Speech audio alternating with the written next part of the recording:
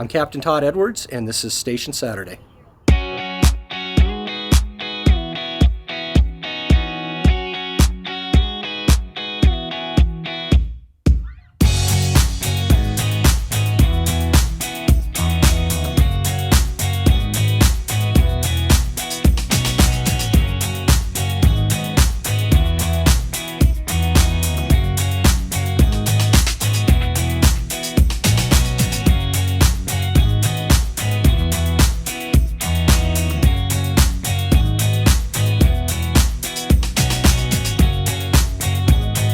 Okay, come on in. We'll take a look around the station. All right, so this station was originally built as one of the legacy Cunningham stations in 1988 under Chief Paul Cook, and we merged with South Metro in 2018, and it was rebranded to be Station 23. So just looking around a little bit, the first door to our left, this is the officer's office. This is where we do a lot of the paperwork and stuff throughout the day, enter any reports in the event that we need to meet with crew members and stuff. This is where all of that takes place. We'll come back out the hallway here. One of the entertaining things about Station 23 is that we affectionately refer to this as the cell block. That's our logo. And the reason for that is during the merger in 2018, when crews first started coming in, they noticed that the station had a lot of features that they thought looked like a prison. So we got a lot of cinder block walls here. If you look out some of the offices, we've got cell block or little glass block windows. We've got cement floors.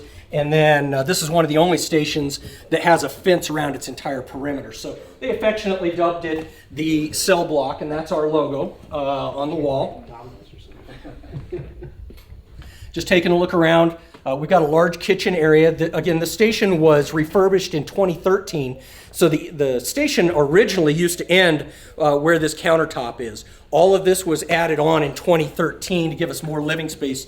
Because originally, as a Cunningham station, we used to run an engine primarily out of here with 3 personnel who would cross-staff a medic unit. As the district began to grow and develop, then we put a hard-staffed 4-person engine as well as a 2-person medic unit in this station. So we had more personnel, and we needed to accommodate that with more bathrooms, more living space. So as a part of that refurbishment, we got an all-new kitchen. We've got some great stainless steel appliances and countertops here, so it's very easy to clean up. And then one of the things I love that all of our personnel do is they put these little specialized touches, like a pipe pull to hold all of our pots and pans. And just like any other station, we've got 3 refrigerators, 3 cabinet doors, because we obviously have 3 shifts of personnel that rotate around each other. And this is just so that we're not getting into each other's leftovers and things like that. And then once a week we come in and we do a real thorough cleaning of all of our kitchen appliances. Got some of the guys meeting for the morning here, going over our plans for the day. Yep. This is the day room area, and typically we only come into the day room during the day for training purposes. If we need to bring up a company level training on the monitor that we're all going to witness, we got a lot of the stuff for yoga. It's important for us to stay flexible and stretched out and stuff, so we've got all those materials here. But then after 5 o'clock in the evening, when it's time to wind down, the crew will come out here and typically we'll watch a television show or a movie or something as a team building exercise. On the walls, we've got some of the old paraphernalia, old Cunningham backboard. Those used to hang on the sides of the engine, and it was kind of a source of pride. Not all the backboards were painted up that elaborate, but back in the early days, each station would take a little bit of extra pride in one of those boards. They would do it up like that, and they would hang it on the outside of their ladders so that as we were driving down around town, you could tell which apparatus it was. We've got on the walls here, we've got some of the old personnel. These are old legacy Cunningham personnel, so we've maintained some of the history there. People that most of these folks have retired out, but there are still a lot of them that are still with the department. All right, so from the kitchen area, we'll go out back here real quick. We've got these screens because the guys like to keep the doors open during the summertime. We get a lot of flies and stuff, so we've got those magnetic screens in place. We've got a grill back here as well as a Traeger. you know that firefighters love to cook, and these are some of the best meals I've ever had in my life. So we get a lot of use out of these during the summer especially. These are just some of those things I was telling you, that when they say it looks like a prison: cinder block walls, small glass block windows, the fencing around the exterior. And as we come around here, this is just our outdoor area. So in the summertime especially, we like to eat meals out here. Come out here and just unwind and relax with each other. We've got a giant tire here. That's for physical fitness.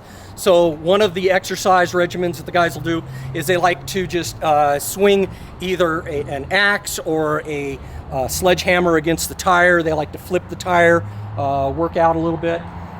Over here we've got our shed that is full of the lawn equipment. So it contains a riding mower, because we have one of the larger lawns of all the stations in the district. So it's just where we store the lawn mowers and all that equipment. All right, so we'll be going back in the other rear door into the station. And as we continue left, we'll go into the workout room. As you know, firefighting is very physically demanding. South Metro has some of the highest standards for physical fitness. And so we've got a lot of great workout equipment here. We've got treadmills, stair steppers, assault bikes. We've got all the free weights. And pretty soon here, we're probably going to be doing our morning workouts. So as we come through this entrance, this is just a little storage cabinet off to the side. It used to be the EMS supply room, but what we're doing now is we're using this space for all of our COVID supplies, the coveralls that we don when we go on suspected COVID cases. We've got all of our masks and stuff, which we constantly clean after each call, change out the filters, and then we've just got the drinking water, some of the disposable supplies that we put back on the engines as needed, and then we've got the super heavy weights in here that don't get used quite as much.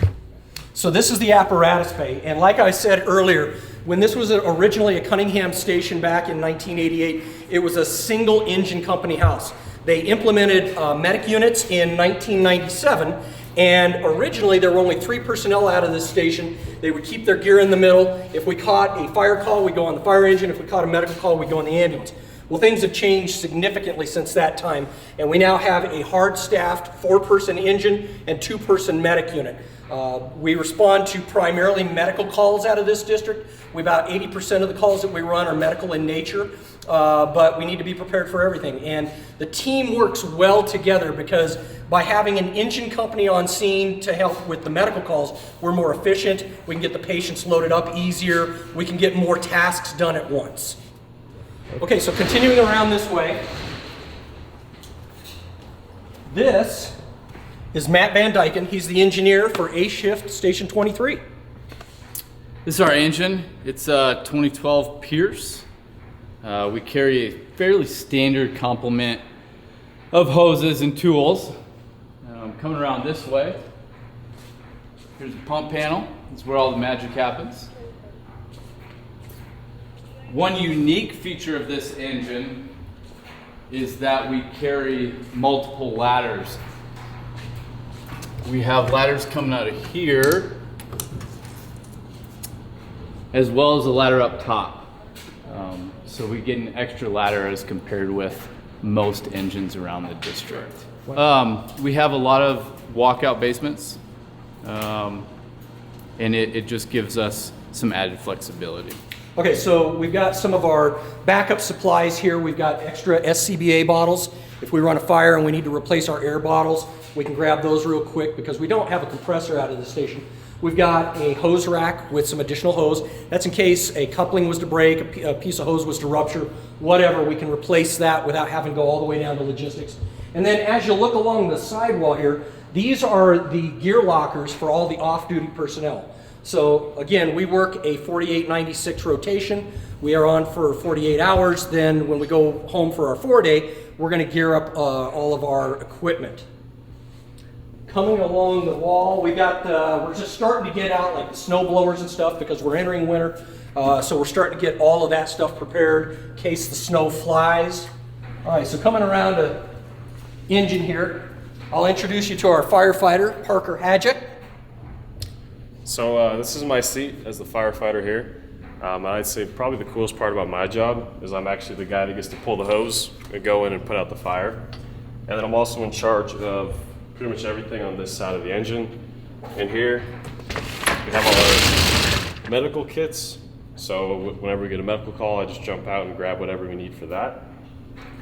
And then here, this is all of our tools. So we can use these for just about anything. Forcible entry, if we have to cut through any locks or any kind of lockout. So then in this compartment, we have a chainsaw, which not every engine has a chainsaw, but since we're kind of far away from the district, we've got our own chainsaw. And then we have our combi tool, cutter and spreader, in case we get a bad accident on E470, which we can get sometimes in case we have to cut a car open and extricate a patient. So being a firefighter is not all glamorous sometimes.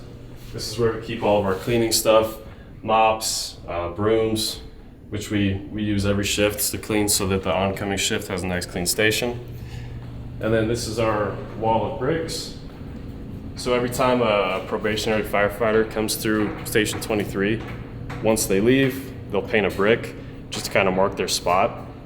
And as you can see, we have a lot of really lovely bricks, but I must say that this is probably the best one on the wall. So a lot of people ask us, what is the target that's painted up on the wall? And that's because we got a lot of people who are into CrossFit and they like to do the wall ball exercises. So they'll come out here with a medicine ball and they throw up and they aim for that target. And they just do that over and over and over. We have the timer here so that they can time their workouts. Typically they'll do like 30 seconds to a minute worth of really physically exerting stuff, and then they'll take 30 seconds off. We also have some rings so that they can do some of their lifting and back type exercises. We've got the pull-up bar. I'm sure when we get to working out here in a little bit, you'll see Matt Van Dyken out here. And then we'll go upstairs here. This is where we maintain a lot of the extra storage. It's stuff like paint, people's reserve backup gear, and the HVAC system. So this is where we keep the backup, the boots for the MDA. We got extra traffic cones, backup extinguishers in case we have to expel one of those on a scene. And then coming back into the very back is the HVAC system. And as the station captain, it's a part of my responsibilities to maintain all the aspects of the station. So every month I come up here, I have to change out the filters. I keep additional light bulbs and station supplies like that up here.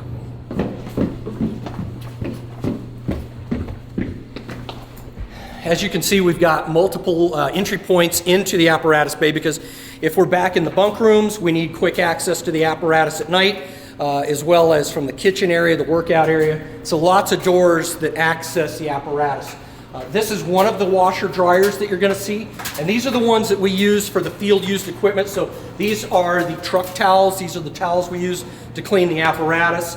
If we use blankets and things like that, or the COVID-alls as we call them, we wash all that stuff out here. But we launder our uniforms inside the station. Coming back here, we have the EMS supply room. So this is just backup medical supplies. Like I said earlier, we run approximately 80% medical calls, and so we have to be able to restock from every one of those. So we've got EKG cables, we've got electrodes, we've got IV supplies, all that stuff. This is where the medics replenish that equipment after each call. All right, so this is Medic 23, and a lot of people ask, what's the difference between an ambulance and a medic unit?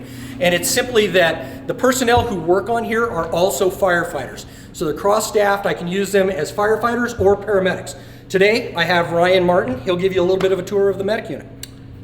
Hello everyone, welcome to Medic 23, one of our dual staffed paramedics, meaning that both firefighters here are both paramedics. Due to the size and district and proximity, or the distances to the hospitals, it really benefits providing the ALS services to our citizens by having two paramedics. Kind of bounce ideas off. We get critical patients. There's two providers in the back potentially, as well as just the call volume and call load out here at the station. Just like the other medics you've seen in the other station Saturdays, this medic is set up pretty much the same. Full ALS capabilities with life packs and intubations, narcotics, other life-saving measures and tools. And just like any other South Metro apparatus or paramedic or medic unit, we are dual trained as firefighters. So on this side is mostly the other equipment like stair chairs, backboards, and such like that. On the other side is all of our fire equipment. Little unique, different setup from the other ones you've seen. We do have fire equipment on this side, so our SCBA packs and such, ticks. Our job's primarily, well, besides fire suppression, is also all the EMS calls that we run within the district. Out here in this district, we also run with mutual aid with Aurora Fire, as well as maybe some of the outlying districts as well. So, you know, we got my equipment's in here. Not a lot of room for it, so you kind of got to be efficient in what you carry. But you know, as a paramedic with South Metro, I get to do kind of all of it, fire suppression to, you know, EMS calls, and try to, you know, make a difference within people's lives on a daily basis. And I personally have my little good luck guy from my 70s figurine that I have in the back of my helmet. I just put him on there because I just found it at my parents' house. So, but two of us, this is the office I'm driving today. My partner is currently writing a report and is attending for the day, so we'll flip-flop calls, or just depending on what, you know, as they do as a crew. One attends for one day, the other one does all the other stuff that restocks and keeps the ship upright. So. All right, so over here we've got the tools and equipment to just maintain the station and the apparatus. You know, hammers and screwdrivers, things, because we need to be able to repair small minor problems within the station. If it's anything more significant, then the department has a really robust facilities team. They'll come out and handle any of the big stuff. So as we come back in here, we're entering the living quarters. This is the laundry room for uniforms, for station towels, you know, our bath towels, stuff like that, because we don't want to cross-contaminate any of the stuff. This is where the fire alarm control panel is. And then you'll notice that we've got a series of 7 bedrooms as we go down the hallway. Each one of the bedrooms contains a bed, 3 lockers, and this is where we keep our uniforms, our bedding, all of our supplies and stuff when we go home for that 4-day. So another thing that we encountered with the merger, when the station was originally built, we only had 3 personnel. We didn't need as many bathrooms. So this station, in the future, will get another makeover. We're hoping to get 1 bathroom per person, but right now we just got large bathrooms that are shared by all the personnel. And then this is what a standard bedroom looks like. So this is my locker. I keep all my uniform stuff in here. I don't want to wear my uniforms home because I don't want to bring any of the contaminants home and stuff. We have a bed. One of the great things that the district is doing for us right now is they are analyzing our sleep and what they can do to enhance our sleep. So they've added these white noise machines. I don't know if you can pick that up, but I just keep mine on running water because it's amazing how just that background noise at night is so comforting. I didn't think that I was going to like it, and ever since we've had them, I've gotten a better night's sleep. Now, one of the interesting things is that people ask is, when you get a call, how are you alerted? And so we have the first in alerting station. So when I come on, I get to my panel here, and I can check, is my monitor on or off? And I go to the different apparatus. So engine, I'm on the engine company, so I keep it enabled. But the medic unit, if I want to shut off, I can shut them off. So now if they go on a call in the middle of the night, it's not going to turn on the lights and wake me up. It's still quiet enough around here that you still hear them, but at least the lights don't come on and all that. But that's what we set every day to know which apparatus is going out on a call. We just received new flooring this year, so we got these great new hardwood floors that are really soundproof, and they look beautiful, and so we were real excited about that. I'll show you here on the wall. This is a map of the entire district, and you can see all of the stations throughout South Metro. As you may or may not know, South Metro is second largest fire department in the state of Colorado. We have 30 stations, and this gives you a good visual depiction of where all those are located. And so if you look at this, here we are, Station 23. We are the northeasternmost station. We're backed up by 22s and 42s, and then around us, we start to get into the city of Aurora. So we do run calls with Aurora frequently. We have areas of C470 that pass through our district, so we can get a lot of really interesting commercial carrier accidents, severe car accidents, things like that. So Station 23 is primarily comprised of small single-family residents. We got mostly homes. We do have one apartment complex, rather large. We have one nursing home, and then we've got a spattering of commercial properties. So we've got some big box like King Soopers and Walmarts and things of that nature. But for the most part, we respond to single-family residences all day. We are not a specialty house. So if we need a dive team, if we need hazmat, any of that, then we have to call them in from other areas of the district. But just like Parker had shown you earlier, that's the reason that we have certain pieces of equipment on our apparatus that a standard engine company doesn't. We've got the 2 ladders because we've got some 3-story apartments that we might need to make a rescue from before a truck company can get here. And that's the reason that we have the chainsaw. That's the reason that we've got the cutter spreader combo, is so that we can use some of those tools while we're getting reinforcements from our neighboring stations. Okay, so across the hall from the map, this is just our electrical room. This is where the first in system is and all of the electronics for the station. This is where we keep some of our supplies like the coffee, some of the extra toiletries and things that are needed, as well as our refrigerator that we keep all of the shared supplies in. Right now we've got 6 turkeys because we had a very generous donation from a citizen this week. So we're going to go ahead and use those this next Thursday for Thanksgiving. So coming down the hallway, we have the firefighter's office, and here we have Parker again. So this is our firefighter's office. We come in here to watch training videos and keep up with our emails and the little bit of paperwork that we have to get done. Perfect. So these closets right here they simply hold additional supplies. So we've got all the paper products for the station, as well as additional cleaning supplies, trash bags, all that stuff. So when we do our daily and weekly cleanups, we've got additional stuff. Coming down the hallway, we've got another one of the shared bathrooms for all the personnel. And then this is basically where we started, but I did want to show you our logo wall. And so this was a recent addition. We had this put up in March of this year. And this is just to show the legacy departments that came together to make South Metro what it is today. Starting out with the Cherry Hills and Castlewood, who formed South Metro originally, and then as Levere's and Parker and Cunningham and Littleton came on board, we just wanted to recognize all the legacy departments and this great new team that we formed. All right, so I get the honor of selecting the next Station Saturday recipient, and that looks like it's going to be Station 11.